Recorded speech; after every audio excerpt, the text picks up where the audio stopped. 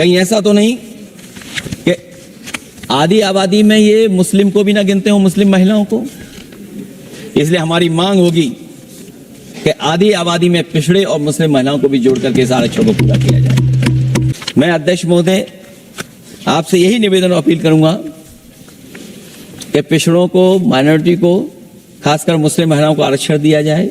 सोचिए, संसद में चर्चा चल रही है महिलाओं के अधिकारों पर। देश की आधी आबादी को बराबरी देने की बात हो रही है और तभी एक सवाल उठता है, क्या मुस्लिम महिलाओं को भी इसका फायदा मिलेगा? अब जरा ठहरिए और सोचिए, क्या इस सवाल का मतलब यह है कि मुस्लिम महिलाएं आधी आबादी का हिस्सा नहीं है? नमस्कार, मैं हूं डॉक्टर गौतम पांडे और आप देख रहे हैं जीपीएन बिहार, सच्ची बात सटीक विश्लेषण। लोकसभा में महिला आरक्षण बिल पर चर्चा हो रही थी। प्रधानमंत्री नरेंद्र मोदी और गृह मंत्री अमित शाह इस बिल के फायदे बता रहे थे कि इस बिल के पास होने के बाद महिलाओं को लोकसभा, विधानसभा, राज्यसभा आदि में 33% का आरक्षण मिलेगा, जिससे महिलाओं की राजनीतिक भागीदारी बढ़ेगी। यानी साफ है कि देश की आधी आबादी को बराबरी देने की कोशिश की जा रही है। इसी बीच समाजवादी पार्टी के नेता अखिलेश यादव खड़े होते हैं और पूछते हैं कि क्या इस बिल से मुस्लिम महिलाओं को भी फायदा मिलेगा? सवाल छोटा था, लेकिन इसके मायने बहुत बड़े हैं। अब जरा इसको समझिए, जब आरक्षण महिलाओं के लिए है तो उसमें हिंदू, मुस्लिम, सिख, ईसाई, बौद्ध सब शामिल है। तो फिर यह पूछने की जरूरत क्यों पड़ी कि क्या इस बिल से मुस्लिम महिलाओं को भी फायदा मिलेगा? क्या मुस्लिम महिलाएं भारतीय नहीं है?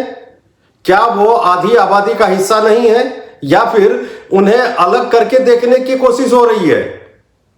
अब इस सवाल को पूछने का जो उद्देश्य है वो हो सकता है कि अखिलेश यादव सच में मुस्लिम महिलाओं के प्रतिनिधित्व को लेकर चिंतित हो। लेकिन अगर चिंता थी तो सवाल कुछ और भी पूछे जा सकते थे।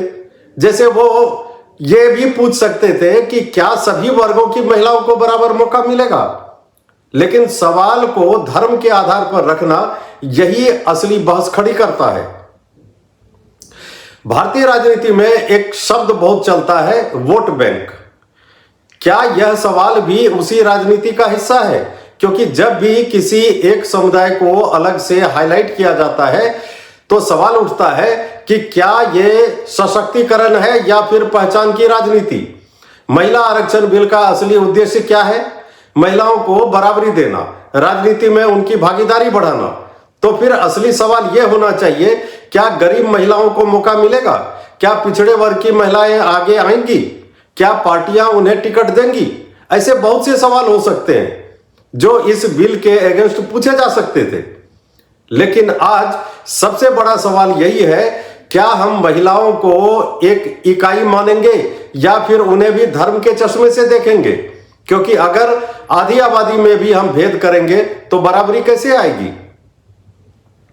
महिला आरक्षण बिल एक ऐतिहासिक कदम है, लेकिन इससे भी बड़ा सवाल है, क्या हमारी सोच भी उतनी ही समावेशी है? क्योंकि असली बदलाव कानून से नहीं, सोच से आता है। आप क्या सोचते हैं? क्या यह सवाल जायज था या सिर्फ राजनीति थी? कमेंट में जरूर बताइए। वीडियो को लाइक, शेयर और चैनल जीपीएन बिहार को सब्सक्राइब जरूर कीजिए। धन्यवाद।